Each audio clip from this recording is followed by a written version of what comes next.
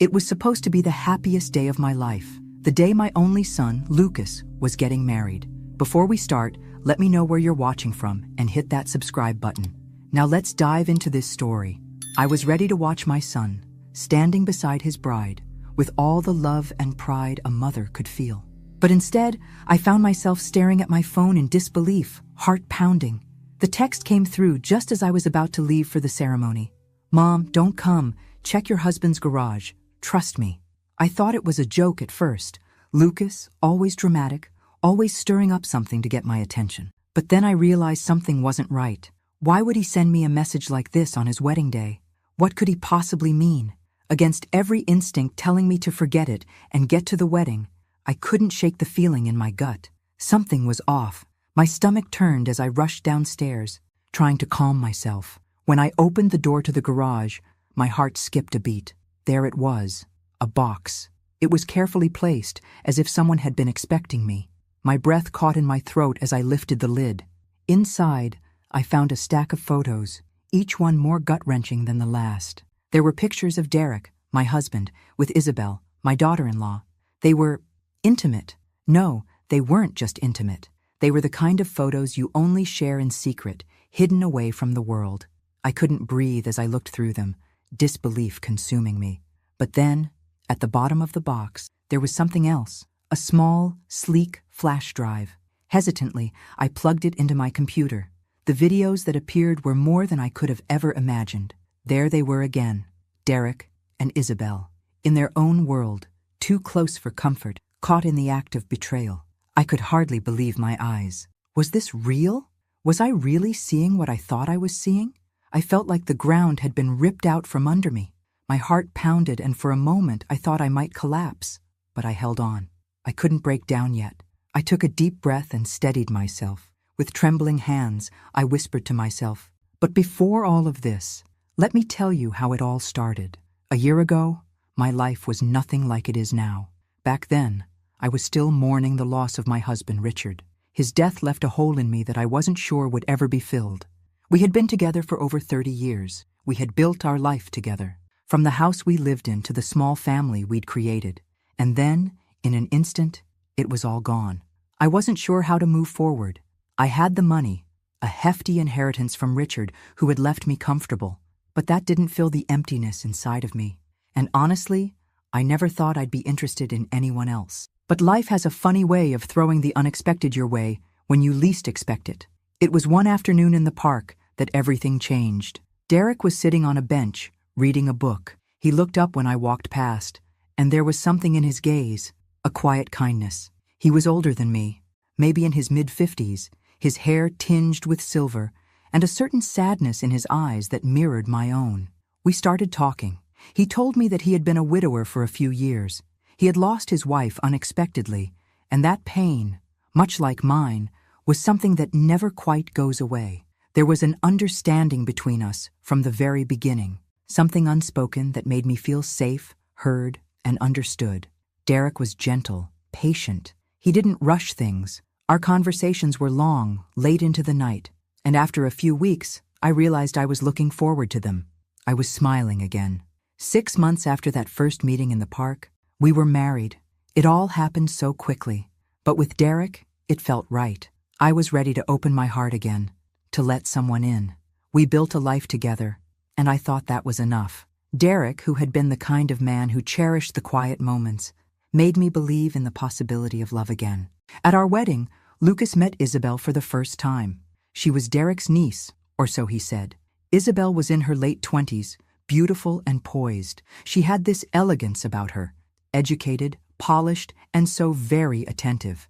I immediately liked her. She fit so perfectly into our lives. Not long after, Lucas and Isabel began spending more and more time together. I thought nothing of it at first. It felt natural. Isabel was young, ambitious, and full of life, and Lucas seemed to enjoy her company. I liked seeing my son happy again after his difficult breakup with his last girlfriend. Isabel was just the kind of woman I had hoped he would find. 2 months later, they were officially dating. I saw the spark between them, the way they looked at each other, and I couldn't help but smile. It felt like everything was falling into place. I thought that maybe my son had finally found the one. Then, less than a year later, Lucas proposed. Isabel said yes, and suddenly, we were planning a wedding. Lucas's wedding, the one I'd been dreaming about since the day he was born. Derek and I were both overjoyed, but I had no idea that in the blink of an eye, everything I thought I knew about my family was about to be turned upside down. What I thought was the beginning of a beautiful chapter in our lives was actually the beginning of something far darker. I was snapped out of the whirlwind of memories by the buzzing of my phone. The sudden vibration felt like a jolt to my already rattled nerves. I glanced at the screen and saw Lucas's name. My heart skipped a beat as I answered. "Mom, listen to me," Lucas said, his voice tense and urgent. "Don't come. Whatever you do, don't come to the wedding. I need you to check the garage. Trust me." The words hit me like a slap across the face. My mind was racing, trying to understand. What was going on? Why was he telling me this? Was something wrong? My body went cold, and for a moment I couldn't speak. I thought he might just be overwhelmed with the day, nervous about the wedding, but something in the tone of his voice made my blood run cold. "Lucas," I said, struggling to keep my voice steady. "What's going on? Why won't you let me come?" His response came quickly. His words clipped and rushed. "I've suspected Isabel for months, Mom. I hired a private investigator. He confirmed everything yesterday. They're a pair of con artists. Derek and Isabel. They've been playing us this whole time." The world tilted. I barely registered his words at first. My brain was reeling, and the shock of it all left me breathless. How could this be possible? How could Derek, my husband, the man I had trusted, be involved in something so vile? And Isabel, my own daughter-in-law? I wanted to scream, to cry, to run, but all I could do was stand there, frozen, trying to process what he had just said. "I don't know what to do," I whispered, feeling tears start to gather in my eyes. I can't believe this, Lucas." He was quiet for a moment, then said, "You need to get out of there, Mom. I'm on my way, and I've already called the police, but you have to stay calm. Don't do anything yet. Just stay safe." I wanted to ask him a million questions, to demand to know how this all started, how he knew why no one told me sooner, but I couldn't. I couldn't handle any more information. The weight of the betrayal was too much, and in that moment, I just wanted to escape, to run far away from it all. But as I turned to leave, a shadow in the doorway stopped me cold. It was Derek. He was standing there, his face full of surprise, but something else, something darker, was lurking behind his eyes. "What are you doing here, Helena? What's going on?" His voice was low, his tone sharper than usual. I felt a lump form in my throat. I couldn't tell him the truth. Not yet. Not while my heart was still breaking into a million pieces. I swallowed hard, trying to push the panic away. "I was just looking for a box of old things," I lied, my voice barely above a whisper. He didn't believe me. I could tell. The way he looked at me, the way his brow furrowed. He could sense something was wrong. His gaze hardened, and he took a step closer. "Helena, you don't look all right. What's really going on?" I froze. My pulse quickened. I could feel the tension building between us, like a storm about to break. Derek knew something wasn't right, and I knew I had to keep my calm, but it was slipping away. "I'm fine," I said, forcing a smile that didn't reach my eyes. I'm just fine." But inside, I wasn't fine. I was anything but. My whole world was collapsing around me, and Derek was standing right there, looking at me like everything was normal, when I knew it wasn't. The air was thick with suspicion. It was only a matter of time before the truth came out. But I couldn't let it happen yet. Not when Lucas was still on his way. Not when the police were coming. I had to buy myself some time. Derek studied me for a moment longer, and I could see the doubt flickering in his eyes. The moment was pregnant with tension. He stepped closer, then stopped, looking me up and down with a strange, unreadable expression. "What's going on, Helena?" he asked again, his voice low. I stood there, frozen, as the lies twisted in my throat. What was I supposed to say to him? That I knew everything? That I knew he was a part of something much darker? I forced myself to breathe, one step at a time. "I'm just looking for a box," I repeated, my voice trembling. "I'm fine." But Derek wasn't convinced. I could feel the walls closing in around me, the weight of the lie, the weight of the truth I was keeping from him. And I knew, deep down, that it wouldn't be long before everything came crashing down. I stood there in the garage, trying to steady my breathing, trying to convince myself that everything would be fine, that it was all just a misunderstanding. But the longer I stood there, the more I felt the walls closing in. The truth was like a weight pressing down on my chest, suffocating me. I had to get out. I turned quickly, heading back into the house. My heart was pounding as I went to the front door, but as I reached for my keys, my stomach dropped. They were gone. My car keys, the only way out of this nightmare, were nowhere to be found. I ran to my purse, frantically searching, but they weren't there either. My mind raced, panic setting in. I could feel the sweat beginning to bead on my forehead. I tried to convince myself it was just a mistake, that Derek had moved them, but deep down, I knew the truth. I wasn't going anywhere. I pulled my phone from my pocket, desperate to call Lucas, but my heart sank again. No signal. I checked the screen, and the Wi-Fi icon was gone, replaced by the dreaded no service message. Someone had cut the line. I was trapped. My breath hitched as I glanced nervously toward the stairs. I had to get upstairs, get to my room, lock myself in, and figure out what to do next. If I stayed down here, I had no idea what Derek might do. With a shaky breath, I bolted up the stairs, my legs weak beneath me as I reached the bedroom. I slammed the door behind me, locking it as quickly as I could. I stumbled backward, my back pressing against the cold wood, trying to catch my breath. The silence of the house was deafening. My heart was hammering in my chest, every sound feeling like a threat. But then, I heard it. A knock on the door. "Helena? Are you okay? I heard you crying." Derek's voice called softly, his tone pretending concern, but I could sense something deeper beneath it. I froze, my blood running cold. My stomach twisted as I struggled to keep my composure. I couldn't let him in.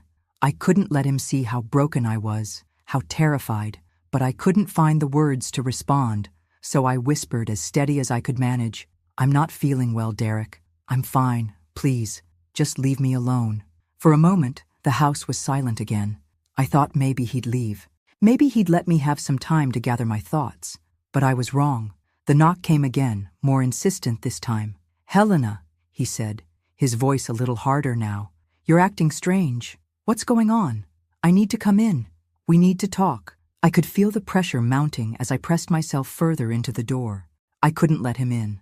I couldn't face him, not with all the knowledge I had now, not knowing that he had been lying to me, betraying me, playing me for a fool.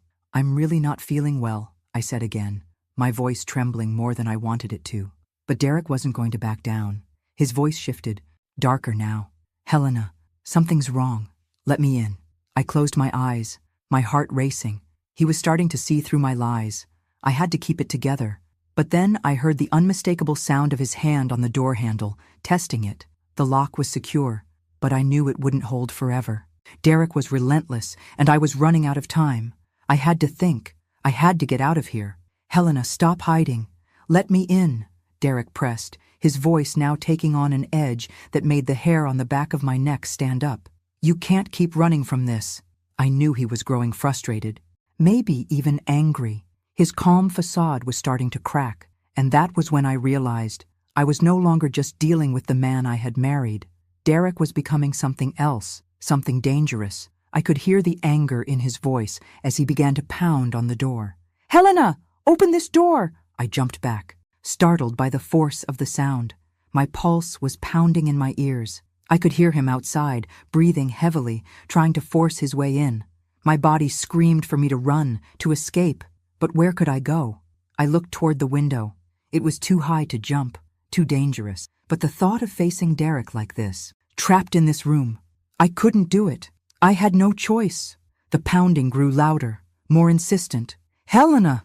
Derek shouted, his voice now angry, demanding. "You can't hide from this forever." I took one last, desperate breath, my mind racing. And then, as the pounding continued, I knew I had to make a choice. But the question remained, what was I going to do? The pounding on the door didn't stop. Each strike sent a jolt through my already fragile state, and every time I heard Derek's voice, I could feel the panic rising in my chest. He was relentless. There was no escaping him. I glanced around the room, searching for something, anything, to help me hold the door shut.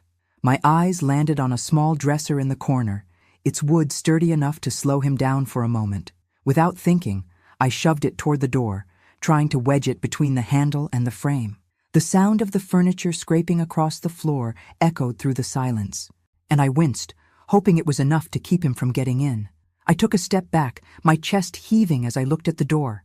My breath was coming in short, panicked gasps, but I had to stay calm.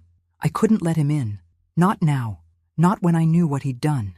The pounding stopped for a moment. I thought maybe he was giving up, but then his voice came through, softer, almost too calm. "Helena, what's going on?" he asked, sounding concerned, but I could hear the edge in his tone. "Why are you acting like this? What did you find? Why are you hiding from me?" I froze. My heart pounded in my chest as his words hit me like a punch. He was starting to catch on. He knew something was wrong, but what could I say? How could I even begin to explain? The lies, the betrayal, everything that had just shattered my life in the last few hours. "Just let me in, Helena. I can explain everything," Derek continued, his voice growing more insistent, more manipulative. "I promise you, whatever you think you've found, it's not what it seems. We can fix this." I felt sick to my stomach. His words were poison, but I couldn't let them seep into my mind. Not now. I had to be stronger than that. I tried to reach for my phone, my lifeline, but the truth hit me like a slap in the face. My phone was still downstairs, somewhere in the living room, just out of reach. I cursed under my breath. I needed help, and I had no way to call for it. Desperation clawed at my throat as I pushed myself against the door, willing the dresser to hold strong. But Derek didn't stop. He wasn't going to give up so easily. "What's going on, Helena? Why are you so strange with me? What did you find?" His voice was now a mixture of frustration and something darker, something that made my skin crawl. The weight of the situation crashed over me. I couldn't just sit here and wait for him to break through. My body was trembling with fear. But I pushed the panic aside and tried to think. My eyes flicked to the window. It was an option, a dangerous option, but one I had to consider. The drop was high, too high. But what choice did I have? Derek was getting more aggressive by the second. I couldn't stay locked in this room forever. I hesitated. If I went out that window, it might be the only way to escape. But what if I hurt myself? What if I couldn't make it out in time? I shook the thought from my mind. I couldn't think like that. "Helena," Derek called again, his voice growing cold. "You can't keep running from me. Let me in, and we'll talk. We can fix this. Please." His voice was almost pleading, but I could feel the threat behind it. He was no longer the man I had married. He was someone else now, someone dangerous. I took a step toward the window. I could hear him breathing outside, waiting for me to respond. He had no idea what I was about to do. But I knew I couldn't stay here. Not with him this close. Not with him trying to manipulate me with his lies. I lifted the window slowly, trying not to make a sound. My heart was pounding in my ears. The outside air felt cold against my skin, a sharp contrast to the heat of the room. I looked down. It was a long way down. Too long. Too risky. But if I didn't take this chance, I didn't know what would happen. I didn't know what Derek would do if I stayed here, alone with him. "Helena?" Derek's voice cut through the silence again, softer now, almost a whisper. "I'm not leaving until you talk to me. Don't make this harder than it has to be." His voice carried an edge of something more dangerous now, a warning that made my stomach churn. But I couldn't listen to him anymore. I couldn't afford to let him take control. I took a deep breath, trying to steady my shaking hands. I barely had time to process my own fear before the sound of splintering wood echoed through the room. Derek was no longer just trying to force the door open. He was determined to get in. I spun around, my heart racing as the door shook violently under the force of his attempts. The dresser I'd pushed against it earlier was no match for his fury. With one final deafening crack, the door gave way, splintering down the middle. Derek's silhouette filled the doorway, and the cold, calculating look in his eyes sent a chill straight to my bones. I took a step back, panic flooding my veins. This was it. There was no escaping now. He was here, and there was no hiding from the truth anymore. Derek didn't enter right away. He stood in the doorway for a moment, his chest rising and falling with heavy breaths. I could see the rage in his eyes, the anger boiling beneath the surface. His jaw clenched, but he still tried to play it cool. "Helena," he said softly, almost as if he were trying to coax me into something. "You don't need to do this. You're making a mistake. Just let me explain. Please." I shook my head, my hands trembling as I backed up further into the room. The chaos of the moment was too much for me to handle. I couldn't breathe, couldn't think clearly. All I could focus on was the man standing in front of me, the man I had loved, the man who had betrayed me in ways I couldn't even comprehend. But then, something inside me snapped. I wasn't going to sit here and let him manipulate me anymore. I grabbed the stack of photos from the bed, the damning evidence of his affair with Isabel. Without a word, I threw them in his face, the pictures scattering across the floor. They were sharp, undeniable truths, each one a reminder of the cruel deception that had shattered my world. Derek's eyes widened, his face contorting with disbelief as the photos hit him. He looked at them, then back at me, and I saw the shift in his demeanor. The smooth talker, the charming man I had married, was gone. In his place stood a man who was now desperate to salvage whatever was left of his lies. "It was a mistake, Helena," he said, his voice strained, desperate. "I didn't mean for it to happen. I fell in love with her, but it was an accident. I didn't plan this. You have to understand."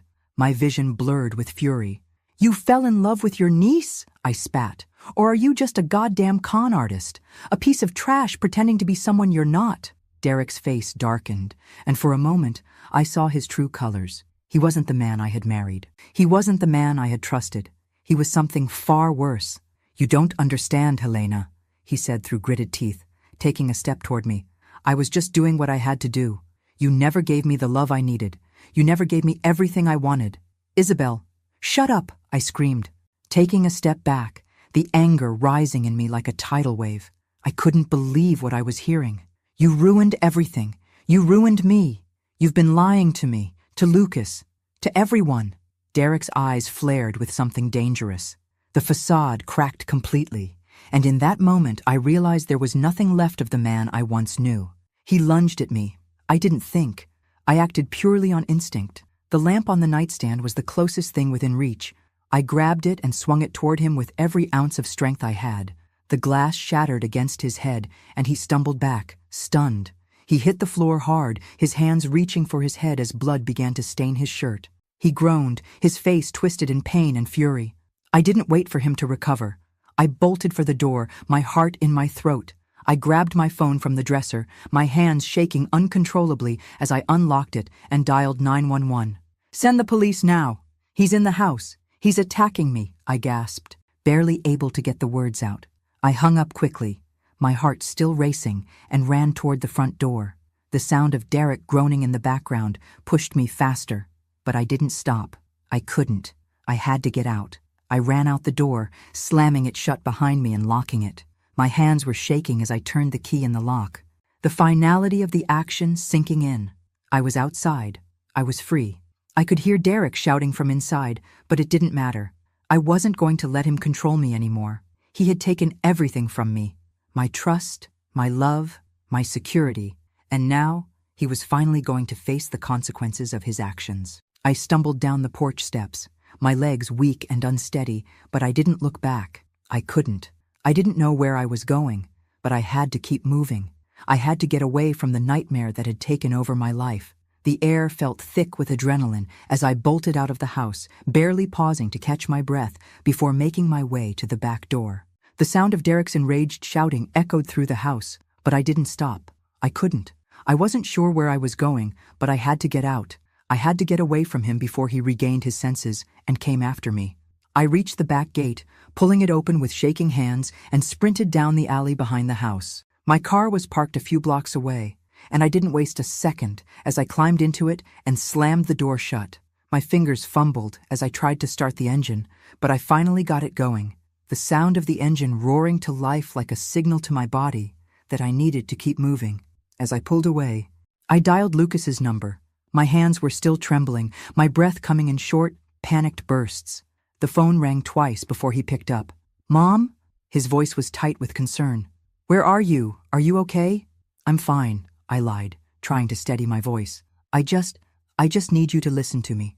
Lucas, Derek's lost it. I don't know what's happening anymore, but I need to see you. Please." There was a long pause on the other end of the line. Then Lucas's voice came through again, this time with urgency. "I'm on my way to you, Mom. Stay where you are. I'm bringing Isabel with me." I felt a wave of confusion and dread wash over me. Isabel? Why would he bring Isabel? Lucas, wait, what's going on? What's happening? But the line went dead before I could get another word out. I gripped the steering wheel harder, feeling the tension in my body grow by the second. I didn't know what to expect, but I drove as fast as I could. The city blurred past me as I raced toward the parking lot Lucas had mentioned. My mind was spinning. What was going on with Isabel? Hadn't he figured out everything by now? When I finally pulled into the parking lot, I spotted Lucas's car right away. But it wasn't just Lucas standing next to it. Isabel was inside, locked in the car, her face pressed against the window, staring out at me. My pulse quickened. Something didn't feel right. I stepped out of the car, my eyes locking onto Lucas. He was standing outside the vehicle, his arms crossed over his chest, a look of frustration mixed with fear on his face. "Mom, you need to calm down," he said as I approached, his tone more serious than I'd ever heard before. I stopped in my tracks, my heart pounding as I looked at him, confused and desperate for answers. "Lucas," I gasped, my voice strained. "What the hell is going on? What are you doing with Isabel? You know everything, right? Why is she here? Why are you with her?" Lucas didn't meet my gaze. Instead, he glanced at Isabel in the car, then back at me. "Isabel," his voice trailed off for a second. "She didn't know. Not everything. I thought she was just as much a victim as I was, but she's not. She's been part of the plan the whole time." My stomach dropped at his words. Isabel? She had been part of it all along? I looked at her, still sitting there in the car, and the guilt in her eyes made my blood boil. She looked so broken, so helpless. But then, I realized something. She wasn't the innocent girl I thought she was. She had lied. She had betrayed us all. "She knows what Derek's been doing, Mom. She knew about everything. But she's scared too. She didn't want to be involved, but now it's too late." I could see the pain in Lucas's eyes. He was torn, struggling with the weight of the truth. But that didn't change the fact that Isabel was a part of this mess. She had been lying to us from the start. "Isabel," I said sharply, walking toward the car. I bent down to look at her through the window. Her eyes met mine, but there was no remorse there, just fear. Fear of Derek, fear of what was coming next. "Get out of the car, Isabel," I demanded. "Now." She hesitated for a moment. But then, with shaking hands, she unlocked the door and stepped out. I could see the tears in her eyes, but I wasn't sure if they were for me, for herself, or for all the lies she had told. Lucas stepped forward, placing a hand on her arm, trying to comfort her. But I could see that he was still trying to figure out what to believe. He wanted answers, too, just like I did. "What the hell is happening, Lucas?" I asked again, my voice strained. "Why didn't you tell me any of this sooner? Why didn't you warn me?" "I didn't know how to tell you, Mom," he confessed. "I didn't know how to tell you that Isabel was involved. I didn't want to believe it. I didn't want to believe that Derek and Isabel were using us. Using me." I turned to Isabel, my face hardening as I looked at her. "And you were in on it all along. You pretended to be the sweet, innocent girl, but you were just as bad as Derek. You betrayed Lucas. You betrayed me." She flinched at my words, but she didn't deny them. Her silence spoke volumes. "Isabel, you need to tell me everything," I said, my voice steady but fierce. "Now, or I'll make sure you both go down for what you did." The silence between us felt like a lifetime, but then Isabel finally spoke, her voice barely above a whisper. Derek's been planning this for years," she admitted. "We were going to take everything, the money, the trust, everything. But then I started to feel guilty. I couldn't do it anymore, but I didn't know how to get out." I turned to Lucas, my heart breaking for him. He was staring at Isabel, his face a mixture of disbelief and anger. "I can't believe this," he said quietly, almost to himself. "I can't believe this is happening." Lucas reached into his jacket pocket and pulled out his phone. He was still reeling from everything, his face a mixture of confusion and anger. His fingers were trembling as he unlocked the screen, scrolling through the messages the private investigator had sent him. "Look at this, Mom," Lucas said, his voice quiet, almost as if he was still processing it all. He handed me the phone, the screen filled with a series of text messages and images that were too much to ignore. My stomach twisted as I began to read. The messages contained detailed reports from the private investigator he had hired. There were photos of Derek and Isabel in different states, under different names. Their faces were the same, but the names were all false. They had been moving around the country, living under assumed identities. They weren't just con artists in the traditional sense, they were professionals. This is insane, I whispered, feeling my heart sink into my stomach as I scrolled through the evidence. Derek and Isabel were using fake names everywhere they went. They'd move from state to state, find wealthy, lonely people, mostly widows or people with money, and get close to them, Lucas explained, his voice tinged with disbelief. They'd act like the perfect couple. They'd charm their way into their victims' lives, and then they'd marry them. My head was spinning. This couldn't be real. It couldn't be. But the proof was right there in front of me. Wait, I said, my voice trembling. You mean to say Derek and Isabel have been doing this for years? They've been tricking people for years? Lucas nodded, his face drawn with exhaustion. Yes, and it gets worse, Mom. In 2 cases, 2 of their victims were millionaires. After they married Derek and Isabel, both of them died accidentally, one in a car crash and the other in a supposed boating accident. The investigator dug into the records, and it looks like both deaths were staged. I stared at the phone, the words beginning to sink in. It wasn't just betrayal. It wasn't just about Isabel and Derek's affair. They were criminals. They were murderers. And they had been living this twisted life for as long as I could imagine. They killed them? I asked, my voice barely a whisper. Lucas nodded grimly. Yes, they used those deaths to take the victim's wealth. They'd move on to the next target, and every time, they'd leave with money. And now they've set their sights on us. The realization hit me like a ton of bricks. We were their next targets. It wasn't just about the affair or the betrayal. This wasn't a simple family mess. It was a deadly game they were playing. And Lucas and I were the next players, the next victims. I took a shaky breath, trying to steady myself. We need to go to the police. This is more than just an affair, Lucas. They've killed people. We have to stop them before they do it again. Lucas's expression hardened. He was already thinking ahead, already planning our next move. I know, Mom, but we can't go to the police yet. Derek's not stupid. If we tip him off, he'll run, and Isabel will help him. We need a plan to make sure they're both arrested. I felt my hands start to shake as I processed everything. The weight of the situation was so much heavier than I could have ever imagined. We weren't just dealing with a cheating husband and a deceitful daughter-in-law. We were dealing with 2 dangerous criminals, 2 people who had been lying, manipulating, and even killing for years. They had planned everything. Their whole lives were a lie. But what do we do, Lucas? I asked, my voice breaking. What can we possibly do? They've been doing this for so long. How do we stop them? He took a deep breath, his eyes narrowing as he formulated his thoughts. We have to get them before they get us. We need to keep them in the dark while we gather more evidence. We'll turn the tables on them, but we can't do this alone. We need help. We need the police, but we have to be careful. If Derek and Isabel think we're onto them, they'll run. We can't let that happen. I nodded slowly, trying to wrap my head around everything.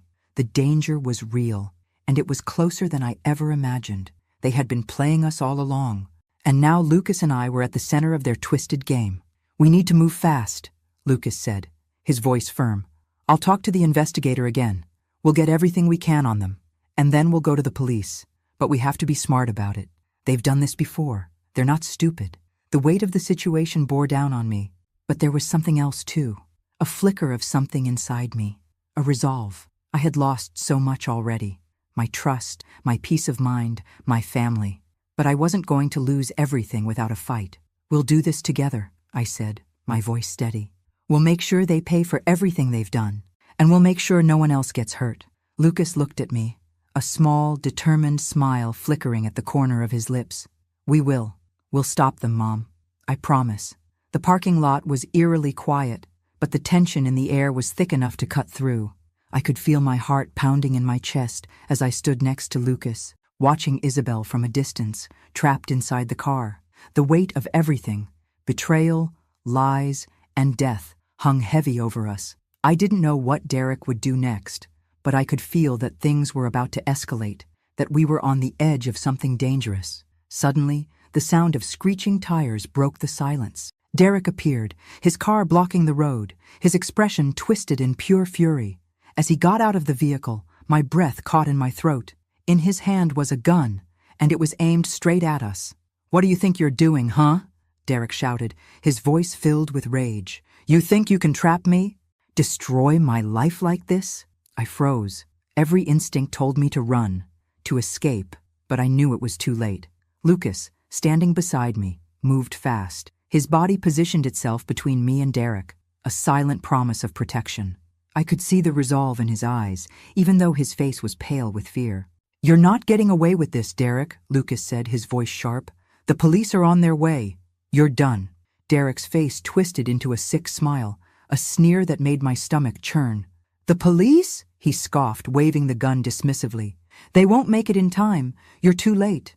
And just as he spoke, the sound of sirens wailed in the distance, growing louder by the second. My heart leapt in my chest. The police were finally here. But even that wasn't enough to stop Derek. He turned his eyes back to us, a look of desperation flashing across his face. In an instant, everything erupted. The crack of gunfire shattered the stillness, and I flinched as the first shot rang out. I could hear the officers shouting, the chaos taking over the once quiet parking lot. The sound of gunshots was now drowning out everything else. Derek fired again, his aim wild, and the police responded in kind. The air was thick with tension, and all I could do was hold on to Lucas, my breath catching in my throat. I could barely keep my eyes open, the noise and the chaos too much to process. Suddenly there was a shout, and I saw Isabel, still inside the car, her hands pressed against the glass. Before I could even think, I watched as the officers surrounded the car and quickly pulled her out. They slapped the handcuffs on her with swift precision, and I could see the panic in her eyes. This was it. It was over for her. But the danger wasn't over for us. Derek, realizing he'd lost control, turned on his heels and dashed back to his car. I watched, helpless, as he slid behind the wheel, his hands shaking with anger, and started the engine. He wasn't going to give up that easily. He was still trying to escape. "Mom, we need to stay down," Lucas yelled, pulling me to the side as I watched Derek's car race toward the exit of the parking lot. But it was too late. Derek was gone. He was speeding away, and I could only watch, helpless and shaking, as he disappeared into the night. The police had secured Isabel, but Derek was out there, still free, still a threat. My heart sank as the realization hit me hard. I could hardly process what had just happened. My mind was spinning, my body still locked in fight-or-flight mode. The police were moving in, securing the area, but I couldn't shake the feeling that this wasn't over, not by a long shot. "Lucas," I breathed, my voice barely a whisper. "What now? What do we do?" He turned to me, his face grim but determined. "We keep going. We can't stop until Derek is caught. We can't stop until it's over." But deep down, I knew this was only the beginning.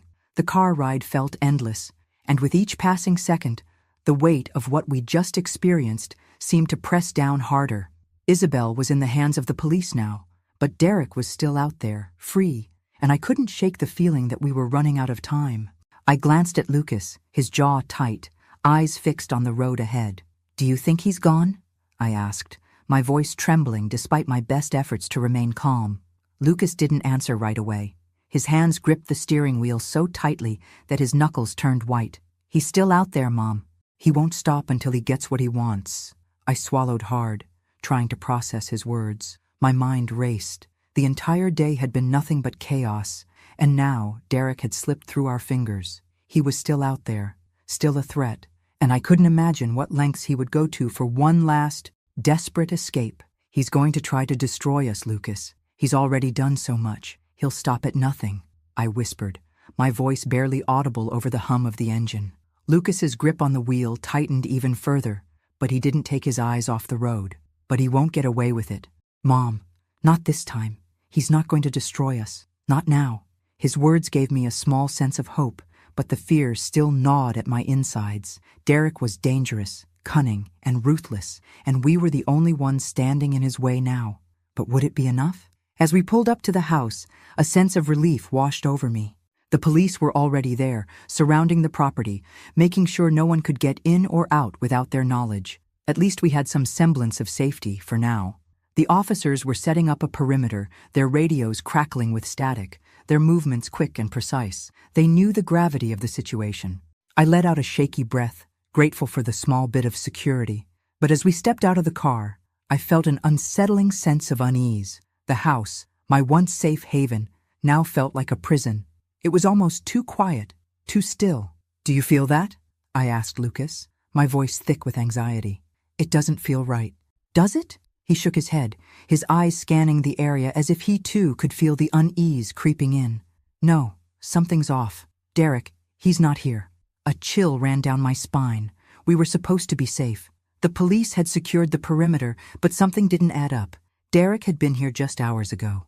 Angry, desperate, ready to do anything. And now, nothing. No sign of him. It was almost like he had vanished into thin air. The officers began to search the house, their flashlights sweeping through the rooms as they checked every corner, every closet. My heart hammered in my chest as they moved through the house, calling out to each other. But there was nothing. No sign of Derek. No trace of him at all. One of the officers came up to us, his face grim. "There's no sign of him, ma'am. No evidence that he's been here recently. He's not in the house. We've checked everything." I felt a wave of panic rise in me. Where could he be? Where had he gone? "He must have fled," the officer continued. "He's hiding somewhere. He knows we're onto him. He's just waiting for the right moment to strike." That was exactly what I feared. Derek was a predator. He'd been planning this for too long, and now he was waiting, biding his time, waiting for the perfect opportunity to finish what he started. I turned to Lucas, my eyes searching his face for any trace of comfort, but I could see it in his eyes. He was just as unsettled as I was. The uncertainty was heavy. "Where is he, Mom?" Lucas asked quietly, his voice shaking. "Where could he be hiding?" I shook my head. I didn't have the answers. I didn't know where Derek was, and the thought of him lurking somewhere, just out of reach, terrified me. He could be anywhere. He could be planning his next move, waiting for us to let our guard down. As the minutes ticked by, the tension in the air grew thicker. Every room I passed in the house seemed to grow colder, every shadow more ominous. Derek had been here, and now he was gone. But the fear of what he might do next clung to me like a suffocating fog. The silence was deafening. The officers continued to search the property, but they weren't finding anything. Nothing that could tell us where Derek was hiding. The sense of dread continued to settle deeper into my bones. "He's out there, Mom," Lucas said, his voice tense. "He's out there, and he's not going to stop until he's finished what he started. We need to be ready for anything." I nodded, my stomach twisting. He was right. Derek was out there, and I knew that whatever came next, we needed to be ready. But the uncertainty was unbearable. Where was he? What was he planning? And how much longer would it be before he came for us again? The silence in the house was suffocating. We had checked every room, every closet, but still, Derek was nowhere to be found. I stood there, my nerves stretched thin, my pulse quickening with every second that passed. It wasn't just the fear of the unknown. It was the unbearable feeling of him still being out there, somewhere, lurking, waiting for the right moment to strike. And then, it happened. A door slammed shut from upstairs, its force echoing through the house like a gunshot. I froze. "No, no, it can't be," I whispered, my heart racing, each beat loud in my ears. My body went cold as the terrifying possibility became a reality. "He's here," I whispered, almost too afraid to speak the words aloud. Lucas turned to me, his face pale. "Stay calm, Mom. We need to check the house." We moved quickly, instinctively, toward the source of the sound. My mind screamed at me to run, to hide, but my feet were already carrying me forward. We crept toward the living room, our eyes darting around, trying to make sense of the stillness. The air felt thick with tension as we entered the room, and then, my breath caught in my throat. There he was, standing in front of us, tall and terrifying, with that cruel smile spread across his face. Derek. I couldn't believe it. After everything we had been through, he was still here, still free. "Thought you could stop me, huh?" Derek's voice was low, dangerous. "Thought you could trap me in my own game? Think again." He laughed bitterly, the sound echoing off the walls. And then, before I could react, he lunged toward Lucas. A quick movement, too fast for me to stop. He struck, and Lucas crumpled to the floor, a sharp gasp escaping his lips. "Lucas!" I screamed, my voice full of panic and fear. I rushed to his side, but before I could reach him, Derek shoved me back with such force that I stumbled, almost losing my balance. His eyes were wild, filled with rage and something darker. He was no longer the man I had married. This was something else, something completely unrecognizable. "You think you can escape me, Helena?" He spat, his voice filled with venom. "You and your son are nothing. You're nothing, and I'm going to make sure you pay for this." I tried to get up, but the room was spinning. The fear was too much. I couldn't just stand there and watch my son suffer. Not again. With everything I had left, I ran toward the door, my legs shaking with each step. I couldn't stop him, but maybe, just maybe, I could get help. "Derek's here," I screamed, my voice cracking with desperation. "He's attacking us! Get in here!" I barely registered the sound of the police officers running down the hallway, their heavy boots pounding on the floor as they rushed into the living room. Derek, realizing that his plan was crumbling, turned on them, wild-eyed, his hand gripping the gun tighter.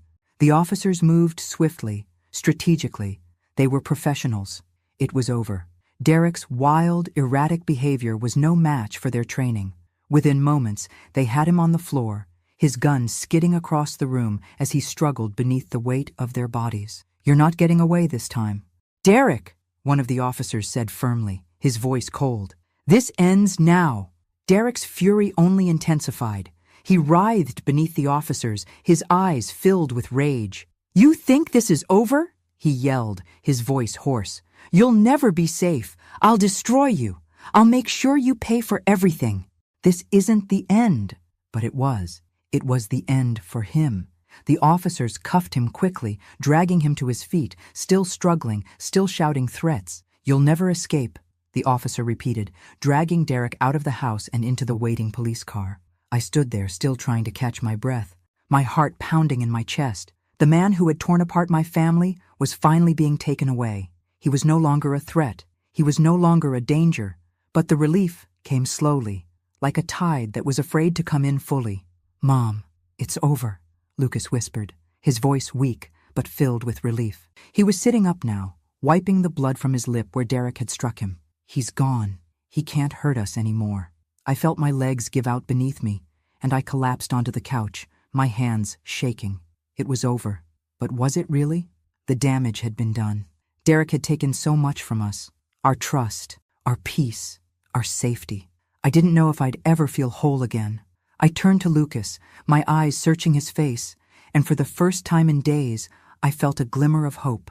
The police were still here. Derek was gone. And maybe, just maybe, we could begin to rebuild what he had destroyed. "Now we can start over." "Lucas," I whispered, my voice barely audible. "Now we can find our peace." He nodded, but I could see the pain in his eyes. The fear still lingered, like a shadow we couldn't shake off. It would take time. It would take healing. But with Derek behind bars, we had a chance to heal, a chance to rebuild. As the sound of sirens faded into the distance and the night finally began to settle, I couldn't help but feel that, for the first time in a long time, we were going to be okay. It was the end of one chapter, but it was the beginning of a new one, a chapter where we would finally be free. Thanks for listening. Don't forget to subscribe and feel free to share your story in the comments. Your voice matters.